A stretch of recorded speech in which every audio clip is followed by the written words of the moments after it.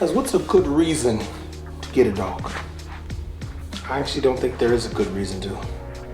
But I've gotten all the dogs that I've gotten so that I can become a better person, and even more importantly, because I just love animals.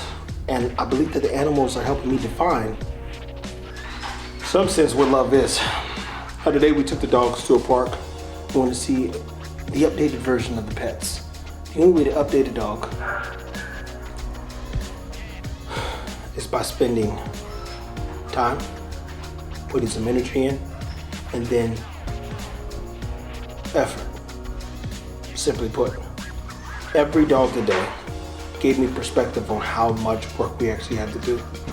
Some showed improvement, some showed growth, some just simply showed consistency. That being said, what do you expect from a 12-week-old puppy? Well, let's see.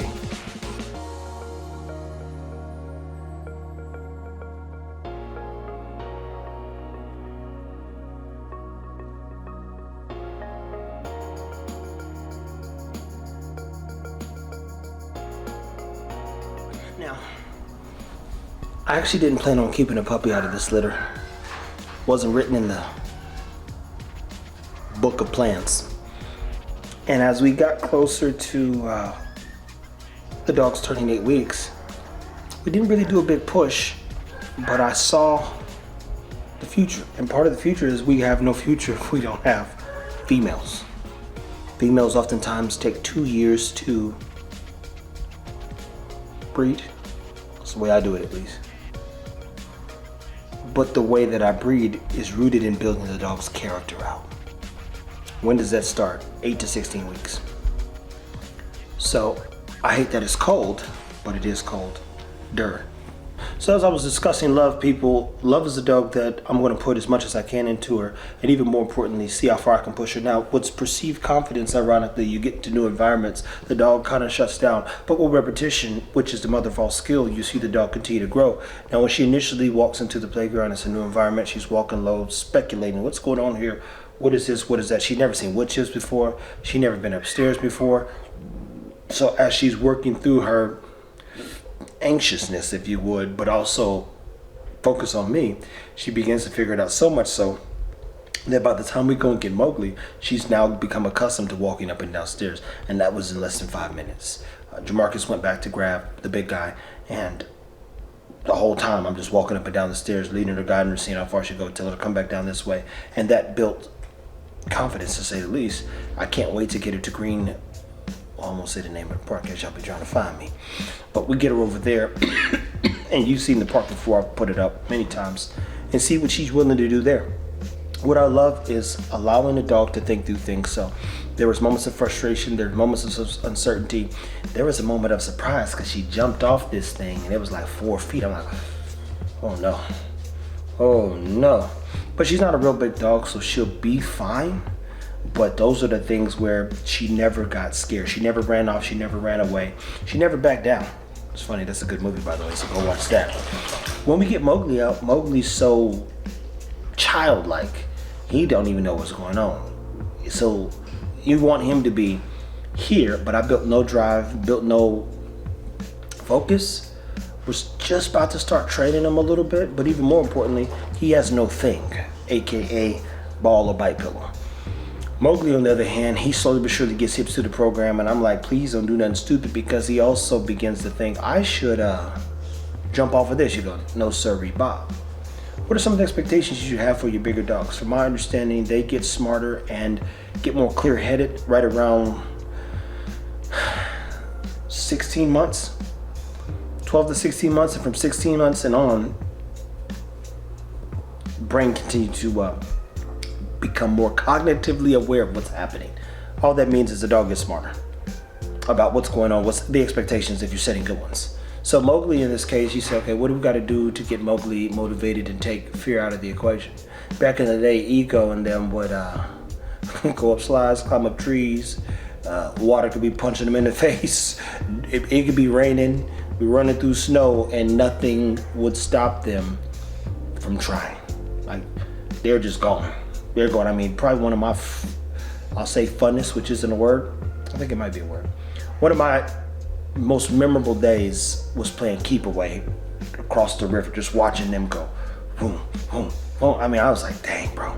The conditioning was there for a person like me. You got to saw the conditioning, you got to saw the drive, you got to saw the focus, you got to saw the determination. We lost the pillow, and I remember trying just being in the water for like 10 minutes trying to find that thing while the water was wolfing, and it was cold as hell that day.